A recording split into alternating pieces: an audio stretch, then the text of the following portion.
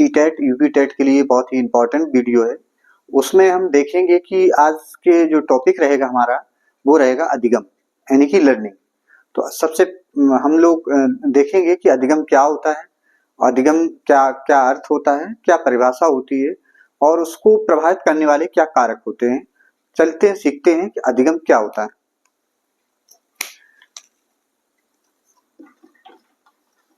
अधिगम यानी कि लर्निंग। लर्निंग क्या है यानी कि कोई भी बच्चा अधिगम करता है तो अधिगम का अर्थ क्या होता है। तो सबसे पहले हम देखते हैं कि अधिगम का अर्थ क्या है। यानी कि अधिगम को अगर हम देखेंगे तो संकीर्ण अर्थ में इसके दो अर्थ होते हैं, एक होता है संकीर्ण अर्थ और एक होता है व्यापक अर्थ। तो संकीर्ण अर्थ में अगर हम देखेंगे इसका जो अर्थ है, संकीर्ण अर्थ में संकीर्ण अर्थ में इसका अर्थ होता है सीखना। ठीक है, संकीर्ण अर्थ में अगर हम देखेंगे तो इसका अर्थ होगा सीखना। और अगर इसी का अगर व्यापक अर्थ में बात करेंगे, व्यापक में इसका जो अर्थ होगा वो होगा व्यवहार परिवर्तन। अब यहां पर क्लियर हो गया कि अधिगम जो है कि जो संकीर्ण अर्थ है वो है उसका अर्थ है सीखना और व्यापक अर्थ में हम देखा जाए तो वो है व्यवहार परिवर्तन। वास्तव में क्या है कि जो अधिगम है वो एक व्यवहार का में परिवर्तन है। अब व्यवहार में जो परिवर्तन है वो कैसे आएगा, वो इस बात को हम देखते हैं कि व्यवहार में जो परिवर्तन होगा, सबसे पहले जो व्यवहार शब्द आया है यहाँ, ये व्यवहार शब्द जो कौन लेकर के आया था, व्यवहारवाद जो लेकर के आए थे वो आए थे वाटसन। एक क्वेश्चन पूछा जाता है कि व्यवहारवाद के जनक कौन है, तो वाटसन, जेबी वाटसन बोलते हैं।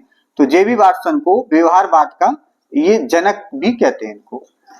अब सर्वप्रथम व्यवहार शब्द जो है, व्यवहार शब्द का प्रयोग जो होगा सर्वप्रथम किसने किया, वो किया था मैकडूगल ने। मैकडूगल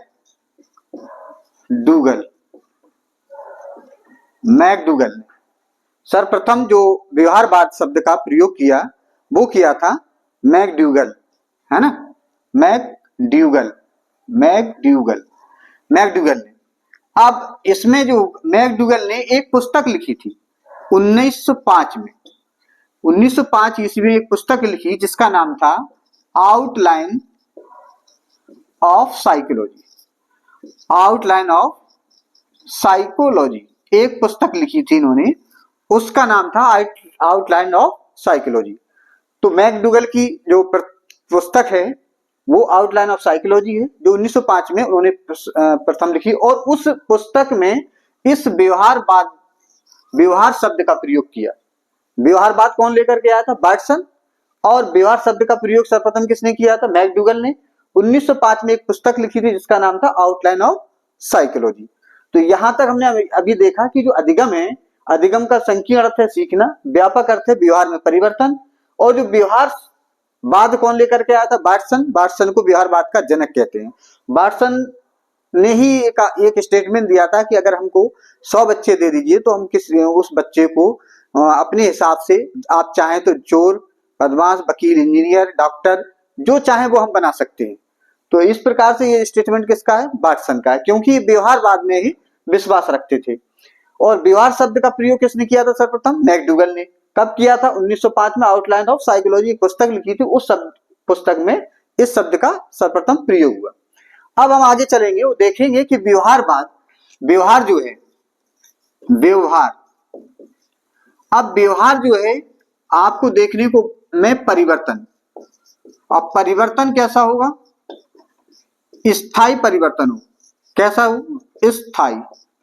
अगर स्थायी परिवर्तन हो रहा है, अगर इसमें व्यवहारवाद में स्थायी परिवर्तन आ रहा है, यानी कि इसको हम स्थायी परिवर्तन आ रहा है इसमें। तो स्थायी परिवर्तन किसके द्वारा आएगा?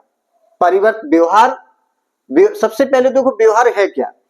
व्यवहार आपके शरीर के द्वारा, यानी कि हमारे शरीर के द्वारा जो बाहरी क्रिया होती है, बाह्य क्रिया जो होती है, उसे हम व्यवहार कहते हैं। यानी कि जैसे हम लिख रहे हैं तो आपको दिख रहा है कि हमारे व्यवहार में कि ये लिख रहे हैं, तो ये हमारा व्यवहार है। अब जो परिवर्तन है, ये बाहरी जो परिवर्तन आएगा किसके द्वारा, और वो परिवर्तन कैसा होना चाहिए? स्थायी। अब परिवर्तन कैसे होगा? परिवर्तन आपका जो होगा वो तीन तरह से हो सकता है। पहला तो परिवर्तन आपका क्या किसके द्वारा हो सकता है? आपका जो परिवर्तन हो, अगर कोई आप अभ्यास करें, क्या करें? अभ्यास करें, या आपने कहीं से प्रशिक्षण लिया हो, या कहीं आपने देख करके अनुभव किया हो, उस अनुभव के आधार पर, यानी कि तीन, अभ्यास, प्रशिक्षण और अनुभव, अगर इन तीनों के द्वारा जो आपके व्यवहार में परिवर्तन है और वो परिवर्तन स्थायी है, तो उस परिवर्तन को कहते हैं स्थायी मतलब व्यवहार, यानी कि अधिगम। व्यवहार अधिगम क्या होगा? व्यवहार, परिवर्तन, स्थायी। तीन पॉइंट आते हैं व्यवहार में। आपके व्यवहार में परिवर्तन हो कैसा? स्थायी हो। अगर ये तीनों परिवर्तन होते हैं, और ये परिवर्तन किसके द्वारा होंगे? अभ्यास, प्रशिक्षण और अनुभव के द्वारा, तब हम उसे बोलते हैं अधिगम। यानी कि अधिगम की बात अगर करें तो एक जो परिभाषा निकल करके आती है, अगर आप देखेंगे परिभाषा, परिभाषा में क्या होगा? डेफिनेशन में क्या होगा कि जो अधिगम है, अधिगम, अधिगम, अधिगम व्यवहार में अभ्यास, अनुभव, अभ्यास, प्रशिक्षण, प्रशिक्षण, प्रशिक्षण एवं अनुभव के द्वारा, अनुभव के द्वारा हुए अस्थायी परिवर्तन, अस्थायी परिवर्तन को अधिगम कहते हैं, अधिगम कहते हैं।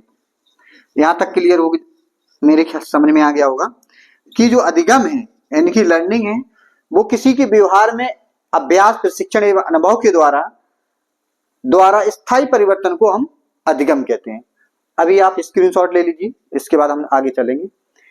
अब हम देखेंगे कि कुछ परिभाषाएं हैं मनोवैज्ञानिकों की, जिन्होंने अधिगम के बारे में क्या क्या कहा। तो सबसे पहले एक मनोवैज्ञानिक हुए जिनका नाम है क्रो एंड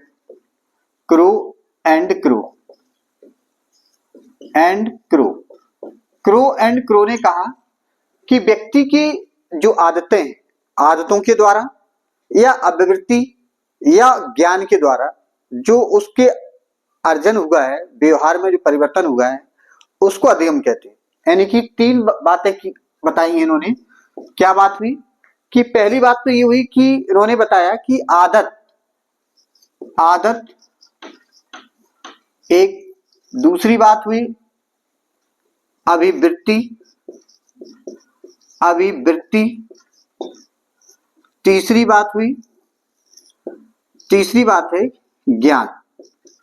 आदत, अभिवृत्ति और ज्ञान, इन तीनों के द्वारा जो अर्जन जो आपने किया है, व्यवहार में जो परिवर्तन आया है, उसको हम कहते हैं अधिगम।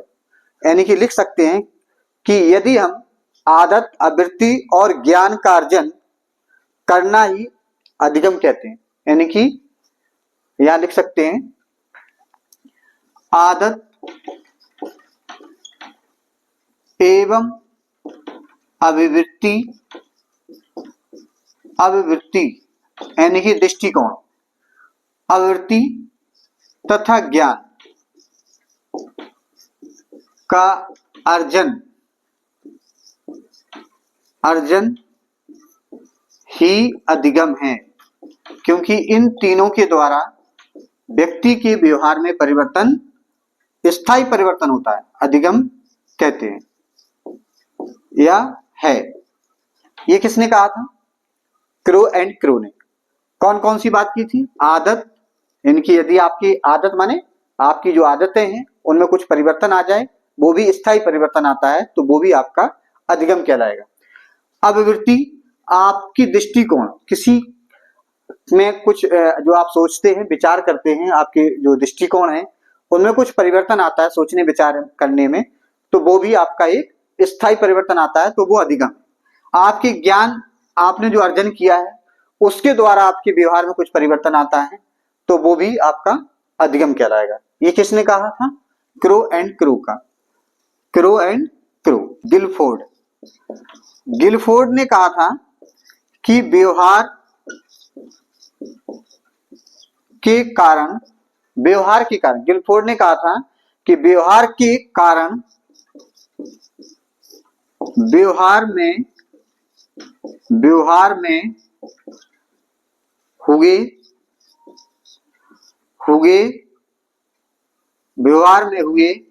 स्थायी परिवर्तन, स्थायी परिवर्तन अधिगम है। क्या है? अधिगम। स्थायी परिवर्तन अधिगम है। यानी कि ये गिलफोर्ड ने कहा था कि व्यवहार के कारण व्यवहार में हुए स्थायी परिवर्तन को हम अधिगम कहते हैं। यानी कि जैसे मान लीजिए एक यहाँ लड़का है इस तरीके का कोई, और एक दूसरा लड़का है, ठीक है। इसने क्या किया? इसने इसको एक झापड़ मारा, तो ये क्या करेगा?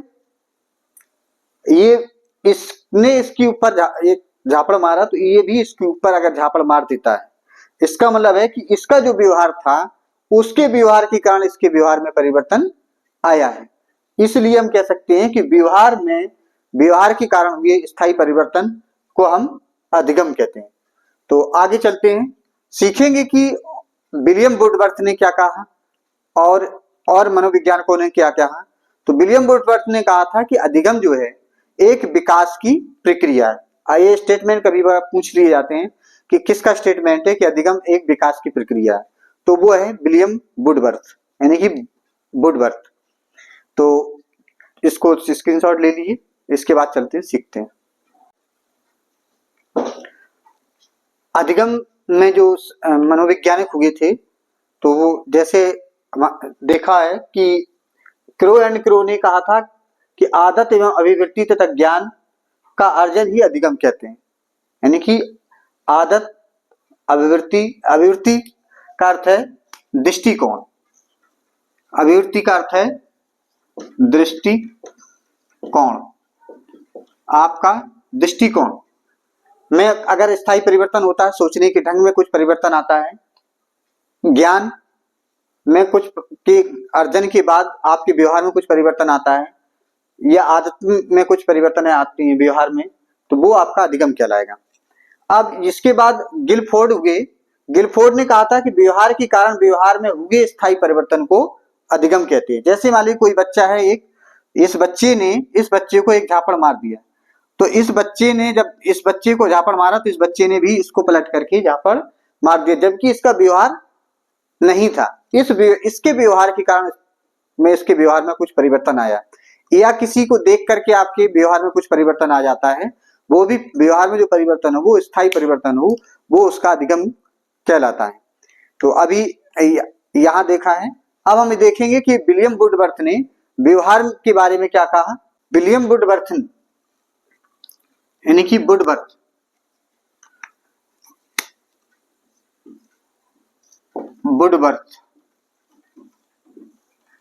विलियम वुडवर्थ जो थे,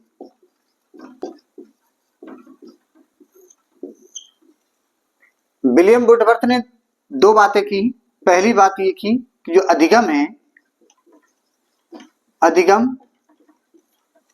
अधिगम है वो विकास की प्रक्रिया है। किसकी प्रक्रिया है? विकास की प्रक्रिया है। अधिगम जो है वो विकास की एक प्रक्रिया है। यानी कि जो विकास है, यानी कि अधिगम के द्वारा ही व्यक्ति का चौमुखी यानी कि चतुर्मुखी विकास हो सकता है, यानी कि चारों दिशाओं में उसका विकास हो सकता है, चौमुखी विकास हो सकता है। दूसरी बात ये कि जो अधिगम है, पहली बात समझ में आ गया कि जो अधिगम है विकास की प्रक्रिया किस मनोविज्ञान ने कहा था, वो कहा था विलियम वुडवर्थ ने। दूसरी बात ये कि नवीन ज्ञान, नवीन ज्ञान, कोई नवीन ज्ञान यानी कि कोई आपने कोई नवीन ज्ञान अर्जन किया है एवं नवीन प्रक्रिया, अगर नवीन ज्ञान या नवीन प्रक्रिया, नवीन प्रक्रिया प्रोसेस, जो भी आपने जो नवीन प्रक्रिया है, नवीन एवं का जो अर्जन का अर्जन, ठीक है, प्रक्रिया यानी प्रतिक्रिया। तो यहां पर उन्होंने दो पॉइंट, वुडवर्थ ने क्या कहा, पहले पॉइंट कहा कि अधिगम विकास की क्या है, प्रक्रिया है। नवीन, अब प्रक्रिया तो है लेकिन वो नवीन ज्ञान एवं नवीन प्रक्रिया का अर्जन। एक दूसरा पॉइंट कहा उन्होंने कि नवीन ज्ञान एवं नवीन प्रक्रिया का अर्जन। अर्जन यानी कि देखो इसमें क्या पॉइंट है, एक पॉइंट नवीन ज्ञान, नवीन ज्ञान, नवीन प्रक्रिया, और यहां पर आया विकास। तो यहां पर वुडवर्थ में देखो ये बी ए है, ये बी, इसका अर्थ हो गया विकास। ऐसे समझना है आपको कि जो विकास किसने कहा था सबसे पहले, वुडवर्थ ने, विलियम वुडवर्थ ने। में बी स्टार्ट है में, तो ये हो गया विकास की प्रक्रिया, यानी कि विकास की प्रक्रिया किसने कहा, अधिगम के वो है विलियम वुडवर्थ। दूसरा नवीन, नवीन ज्ञान, तो इसमें भी बी है। नवीन प्रक्रिया, तो इसमें भी बी है ना। तो इसमें अब इसमें देखो बी फिर आया 3, तो इस बी का मतलब होता है नवीन ज्ञान, और इस बी का मतलब होता है नवीन प्रतिक्रिया या प्रक्रिया, नवीन प्रतिक्रिया का अर्जन, का अर्जन यानी कि उसको ग्रहण करना, अर्जन करना, सीखना, तो उसी को हम कहेंगे हम अधिगम। यानी कि अधिगम, अधिगम विकास की प्रक्रिया है, नवीन ज्ञान एवं नवीन प्रक्रिया का अर्जन करना ही क्या है, अधिगम है। तो ये किसने कहा था, विलियम वुडवर्थ ने। अब बीएफ स्किनर ने एक परिभाषा और दी थी, बीएफ स्किनर, बीएफ स्किनर, जिन्होंने स्किनर, बीएफ स्किनर, इन्होंने क्रिया प्रसूत सिद्धांत दिया था, क्रिया प्रसूत का सिद्धांत। और जो बीएफ स्किनर थे, इन्होंने क्रिया प्रसूत का सिद्धांत दिया और प्रयोग किया था, किस पर किया था, चूहे पर। किस पर किया था, चूहे पर। तो ध्यान रखना है, कभी कभार पूछ लिया जाता है कि चूहे पर किसने प्रयोग किया, बीएफ स्किनर ने किया था। जबकि जो आपके थांडाइक थे, उन्होंने बिल्ली पर प्रयोग किया था, और जो पावलव थे उन्होंने किया था कुत्ते पर। तो जो व्यवहार अधिगम के हम जब सिद्धांत पढ़ेंगे, वहां जाकर के हम लोग इनके बारे में चर्चा करेंगे। अभी केवल हम लोग प्रोसेस चला रहे हैं कि अधिगम क्या है और अधिगम की परिभाषा किस किस मनोविज्ञानों की दी, क्योंकि ये जो परिभाषा है ये हमेशा सीटेट या यूपीटेट में सीधी सीधी एक परिभाषा दी दी जाती है और पूछ लिया जाता है कि ये किस मनोवैज्ञानिक से संबंधित है। तो जो अधिगम है,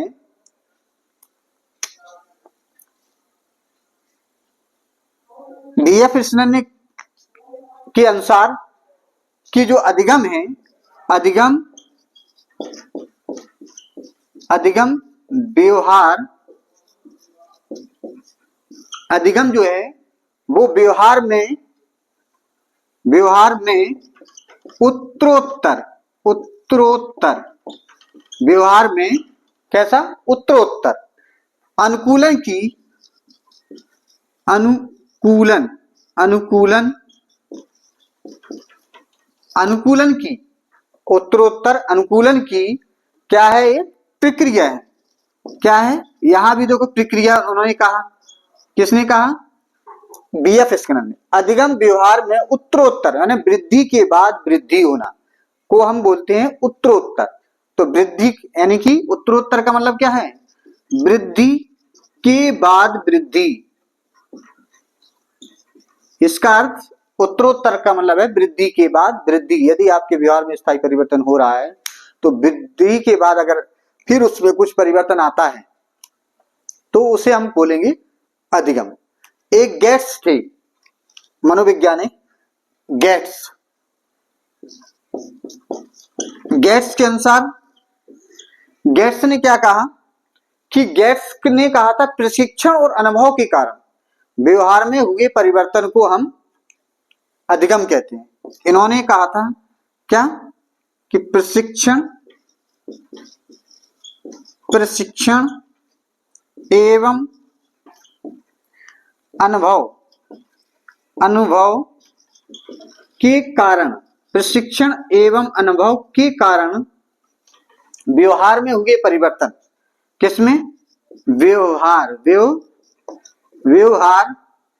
में हुए स्थायी परिवर्तन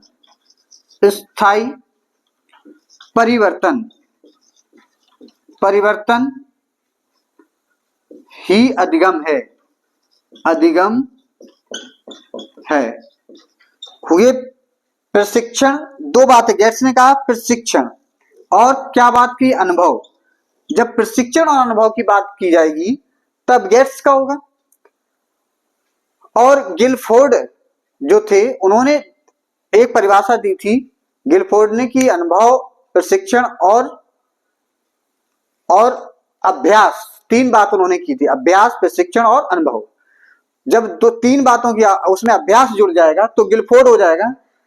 और जब गेट्स ने प्रशिक्षण और अनुभव की सिर्फ दो ही बातें की हैं, प्रशिक्षण और अनुभव के कारण अगर व्यवहार में परिवर्तन आता है तो वो अधिगम होगा। अगर अभ्यास भी इसी में कनेक्ट हो जाएगा तो गिलफोर्ड के अनुसार हो जाएगा। और अगर प्रशिक्षण और अनुभव की दो ही पॉइंट रहें तब गेट्स के अनुसार होगा। तो ये बात हमको ध्यान रखनी पड़ेगी। ये आपका यूपी टेट 2019 में क्वेश्चंस आ चुके हैं। इसमें से 2-3 क्वेश्चंस जो हमने परिभाषाएं दी हैं, इनमें यूपी टेट सी टेट में हमेशा एक क्वेश्चन जरूर आता है, इंपॉर्टेंट है। अभी होने वाला जो परीक्षा है आपकी 8 फरवरी को जो सी टेट की, तो निश्चित है कि उसमें से अधिगम चैप्टर से इंपॉर्टेंस है, इसमें से आना ही आना है। इसके बाद हम आगे देखेंगे कि जो अभी हमने देखा कि अधिगम क्या है। अधिगम का संकीर्ण अर्थ हमने बताया था कि वो सीखना होता है। अधिगम का व्यापक अर्थ बताया था कि व्यवहार में परिवर्तन होता है। फिर परिवर्तन किसके द्वारा होना चाहिए? मुख्य रूप से आपके प्रशिक्षण, अनुभव या अभ्यास के द्वारा होता है। तो जब ये तीनों के द्वारा जो व्यवहार में स्थायी परिवर्तन आता है तो वो आपका अधिगम कहलाता है। तो इसके बाद फिर हमने और परिभाषाएं आपको बताई हैं कि विलियम फोर्ड के अनुसार, विलियम गेट्स के अनुसार और बीएफ स्किनर के अनुसार और परिभाषाएं हुई हैं। और आइजैक ने, एक मनोवैज्ञानिक थे आइजैक, जिन्होंने ये कहा था कि अधिगम नवीन या स्थायी परिवर्तन के अंतर्गत सीखने की प्रक्रिया, यानी कि जो अधिगम है एक प्रकार की, वो एक नवीन सीखने की प्रक्रिया है। यानी कि स्थायी परिवर्तन के अंतर्गत जो नवीन प्रक्रिया है सीखने की, वो आपका अधिगम है। ये आइजैक के अनुसार है। तो अभी यहाँ सीखा। अब हम ये देखेंगे कि जो अधिगम को प्रभावित करने वाले कारक कौन कौन से हैं, अधिगम किन किन कारकों से, फैक्टरों से प्रभावित होता है, उस पर क्या इफेक्ट पड़ते हैं। तो उनमें से जो मुख्य मुख्य कारक हमको देखने को मिलते हैं, तो जैसे मान लीजिए परिपक्वता है, उसका थकान है, उसका एनवायरमेंट है, बीमारी है, इस प्रकार के कुछ कारक हैं जो अधिगम को प्रभावित करते हैं। तो चलते हैं, सीखते हैं अधिगम के कौन कौन से कारक हैं जो उसको प्रभावित करते हैं। इनमें से कभी कभार पूछ लेते हैं ऑप्शन में कि इनमें से कौन सा कारक जो आपको दिया गया है, ऑप्शन में 4 ऑप्शन दिए रहेंगे, इनमें से कौन सा अधिगम को प्रभावित करता है और कौन सा नहीं करता है। तो क्वेश्चन आएगा कि अधिगम को प्रभावित करने वाला कौन सा कारक नहीं है। तो नहीं में अगर आएगा तो उसमें आपको जो है उनको छांटना पड़ेगा। तो जो अगर आपको होने वाले जो उनका प्रभाव पड़ता है वो अगर जानकारी है तो नहीं अपने आप छट जाता है। तो चलते हैं, सीखते हैं। तब तक इसका आप स्क्रीनशॉट ले लीजिए, इसके बाद चलते हैं, सीखते हैं। अब हम सीखेंगे कि जो अधिगम के कारक हैं, अधिगम को प्रभावित करने वाले कारक कौन कौन से हैं। चलते हैं, सीखते हैं।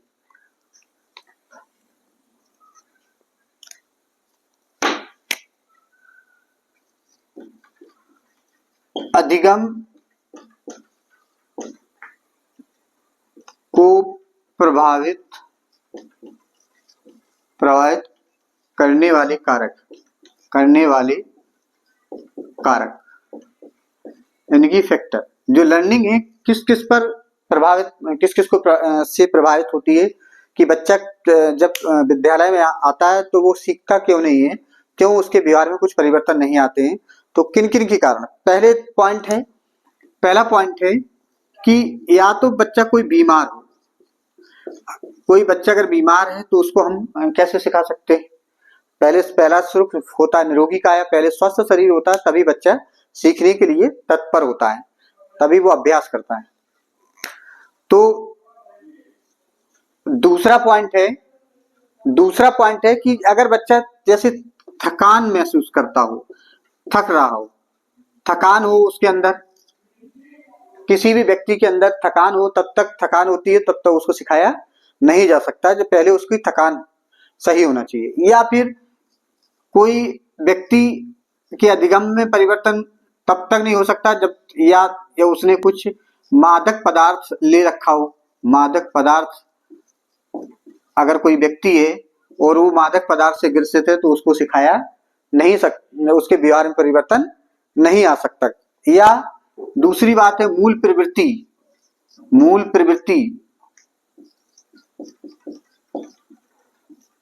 के कारण भी उसकी जो है वो भी परिवर्तन जन्मजात जैसे होते हैं। मूल प्रवृत्ति है सीखने के, तो संवेगात्मक, या हम कह सकते संवेगात्मक का मतलब होता है संवेगात्मक,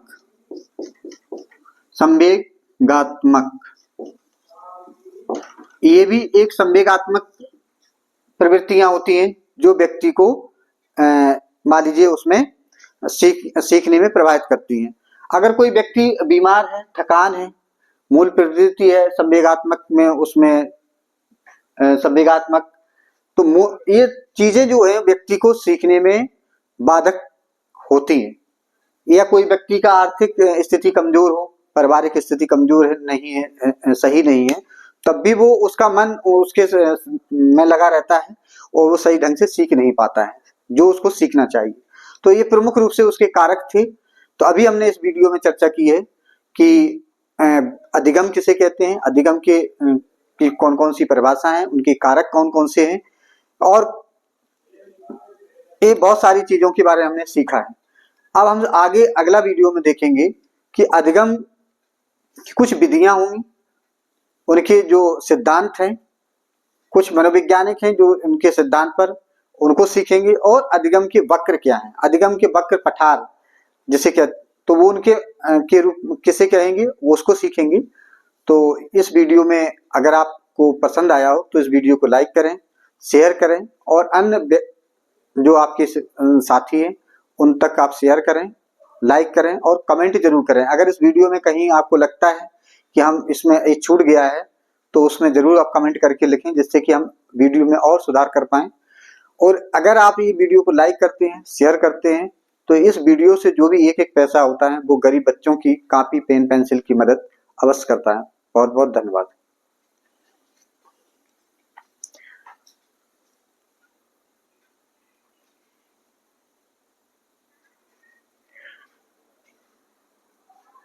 अब हम देखेंगे कि अधिगम को प्रभावित करने वाले कारक कौन कौन से हैं।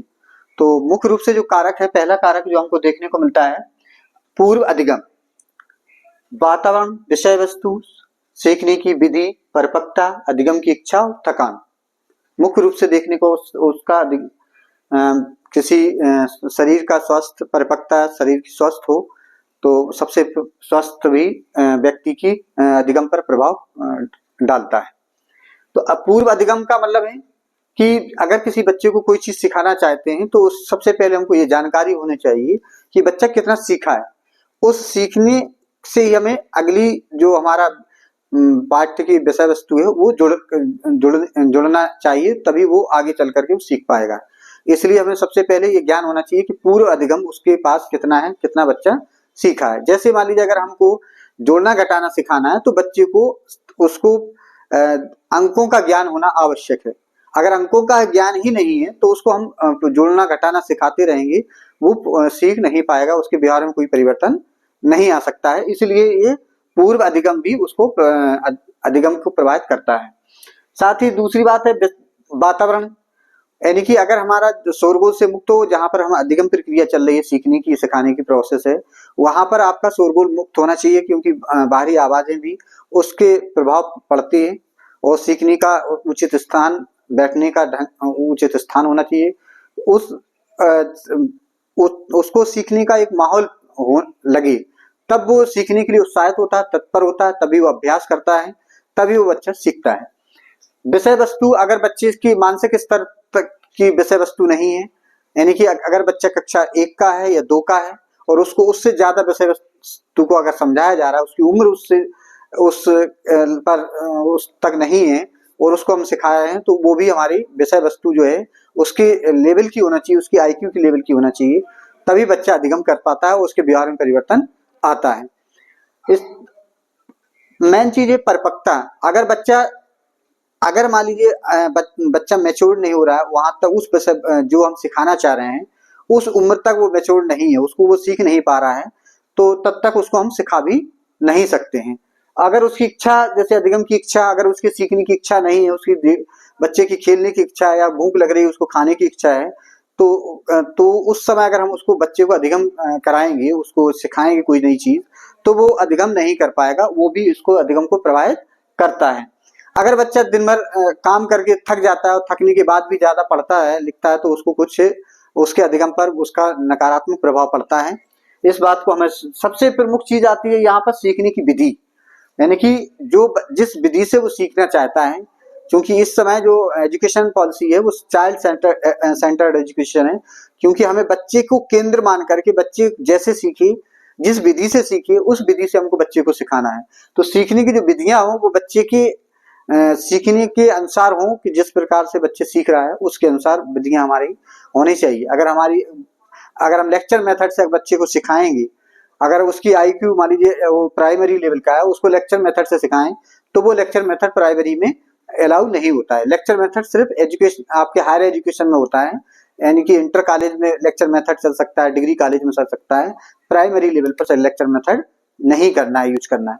प्राइमरी पर हमें को यूज करना होता है लर्निंग बाय डूइंग, या आपको खेल विधि के द्वारा भी हम बच्चों को सिखा सकते हैं। तो इस प्रकार से जो अधिगम को प्रभावित करने वाले कारक हैं, उनके बारे में हमने अभी चर्चा की है कि अधिगम को प्रभावित करने वाले कारक कौन कौन से हैं। अब हम आगे सीखते हैं कि अधिगम की कौन कौन सी विधियां हैं। चलते हैं, सीखते हैं। अब हम सीखेंगे कि अधिगम की जो सीखने की विधियां हैं वो कौन कौन सी हैं। तो हमको देखने को यहाँ देख रहे है करके सीखना। सबसे पहले learning by doing, learning by doing, learning by doing, करके सीखना। इसमें क्या होता है, कोई भी कार्य बच्चा जो है किसी प्रोजेक्ट को करके सीखता है, तो उसे जब हम करके सीखते हैं तो उसे कहते हैं लर्निंग बाय डूइंग। फिर अनुकरण करके सीखना, यानी कि किसी को देख देख करके वो सीखता है। जैसे कोई चीज बना रहे हैं तो कैसे, अगर साइकिल का पंचर सुधारना है या कोई आइटम बनाना है, तो बड़ा कोई बनाएगा, उसको देख देख करके छोटा बच्चा उसको भी बनाना सीखेगा, वो अनुकरण करके सीखना। वाद विवाद में क्या होता है कि जैसे कोई व्यक्ति एक दूसरे से किसी प्रश्न को करता है और उस पर वो वाद विवाद करता है कि कौन सी चीज सही है, इसमें से कौन सी सही है, तो उससे कुछ नई चीजें निकल करके आती हैं। तो वाद विवाद डिस्कशन मेथड जिसे कहते हैं, वो इस विधि से भी हम सीखते हैं। प्रयास एवं त्रुटि सिद्धांत, ये छोटे जो विधि है जो गणित के सीखने के लिए सबसे छोटे बच्चों के लिए प्रयास यानी कि अभ्यास करता है। अब ये जो विधि थी, ये विधि आपकी थार्नडाइक ने दी थी। मंद बुद्धि बालकों के लिए भी है या कुछ बच्चे हैं बच्चों के लिए भी। जैसे गणित में हमें सिखाना है तो अभ्यास और एवं त्रुटि, जब बच्चा गलती करता है तो गलती कहाँ करता है, वो इस गलती से सीखता है कि हमने गलती कहाँ की, तो फिर से वो सवाल अभ्यास करता है और फिर वो अभ्यास करता है, और अगर फिर त्रुटि करता है तो फिर अभ्यास करता है। इस प्रकार से अभ्यास एवं त्रुटि का सिद्धांत थार्नडाइक के द्वारा है। और ये विधि जो है थार्नडाइक की विधि है, तो बच्चे ये प्रयास एवं त्रुटि के माध्यम से गणित बहुत आसान से सीखते हैं। बच्चों को कई बार जो सवाल नहीं आता तो उसको वो कई बार अभ्यास करता है और धीरे धीरे वो सवाल को लगाना बच्चा सीख जाता है। ये जो विधियां हैं, पूर्ण विधि, अंश विधि, अंतराल विधि, सतत विधि, ये हिंदी में भी आता है। जैसे पूर्ण विधि का मतलब है कि जैसे एक साथ पूरा पाठ पढ़ लेना, वाचन कर लेना, पूर्ण विधि। अंश विधि में कि उसको थोड़ा थोड़ा जो पाठ है उसको कुछ आधा आधा भागों में बांट करके उसको पहले थोड़ा पढ़ना, फिर पढ़ना, फिर इस प्रकार से थोड़े अंश माने उसके बांट देना, पूरे पाठ को भागों में बांट करके उसको पढ़ना, वो अंश विधि होती है। अंतराल विधि में क्या होता है कि कोई पाठ है तो उसको 10-10 मिनट के अंतराल में, जैसे 10 मिनट पढ़ लिया तो थोड़ी समय के बाद फिर हम उसको पाठ को पढ़ते हैं। तो इस प्रकार की जो विधि होती है वो उसको अंतराल विधि कहते हैं। सतत विधि में क्या होता है कि किसी भी पाठ को एक साथ एक बैठक में बैठ करके एक साथ उसको पढ़ लेना एक ही बार में, यानी कि बार बार उठना बैठना ना पड़े। जब किसी में अगर बार बार होता है तो फिर वो अंतराल में आ जाएगा। ये सतत विधि में होता है एक बैठक में ही पूरा चैप्टर को पढ़ लेना ही, उसको हम बोलते हैं सतत विधि, एक समय में। तो इस प्रकार से जो विधियां हैं आपकी अधिगम की, तो मुख्य विधि बच्चा जो होता है मुख्य प्रकार से जो विधियां, ये तो हमने बहुत विधियां बताई हैं, लेकिन मुख्य रूप से आपकी 3 विधि होती हैं मुख्य रूप से, learning by doing, learning by experience और लर्निंग बाय ऑब्जर्वेशन, यानी कि अनुकरण करके, अनुभव करके या परीक्षण करके या उसका जो ऑब्जर्वेशन करेंगे उसके द्वारा बच्चा सीखता है। तो इस प्रकार से अभी हमने अधिगम के बारे में, अधिगम को प्रभावित करने वाले कारक, अधिगम को सीखने की विधियां, साथ साथ अधिगम किसे कहते हैं, अधिगम से विभिन्न प्रकार की जो परिभाषाएं आई उनको सीखा है। तो इस प्रकार से हमने अभी अधिगम का जो चैप्टर था वो अभी अधिगम किसे कहते हैं इसके बारे में सीखा है। अब हम अधिगम के पठार यानी कि अधिगम वक्र के बारे में अगले वीडियो में सीखेंगे, और साथ साथ अधिगम के वक्र के साथ साथ अधिगम के जो सिद्धांत हैं, चाहे वो थांडाई के द्वारा दिया गया हो, चाहे पावलाव के द्वारा या स्किनर के या कोयलर के द्वारा, इन पर भी हम अगले वीडियो में चर्चा करेंगे। तब तक के लिए आप लोग शेयर करें इस वीडियो को, लाइक करें और कमेंट जरूर करें, जिससे इस वीडियो में कोई कमी हो तो हम तक पहुंचाएं इस वीडियो में, जिससे कि अगला जो वीडियो होगा वो आपके निश्चित रूप से टेट या सीटेट से संबंधित कोई भी क्वेश्चन से छूटेगा नहीं, निश्चित ही पूर्ण रूप से ये वीडियो आपके लिए लाभकारी होने वाला है। तो ये इस वीडियो को यदि आप शेयर करते हैं, वीडियो अंत तक पहुंचाते हैं, तो निश्चित है किसी गरीब बच्चे तक पेन पेंसिल कॉपी की आप जरूर मदद करेंगे, क्योंकि जो भी वीडियो यहाँ बनाते हैं इससे जो भी अर्निंग होगी वो गरीब बच्चों में वितरण की जाती है। बहुत बहुत धन्यवाद।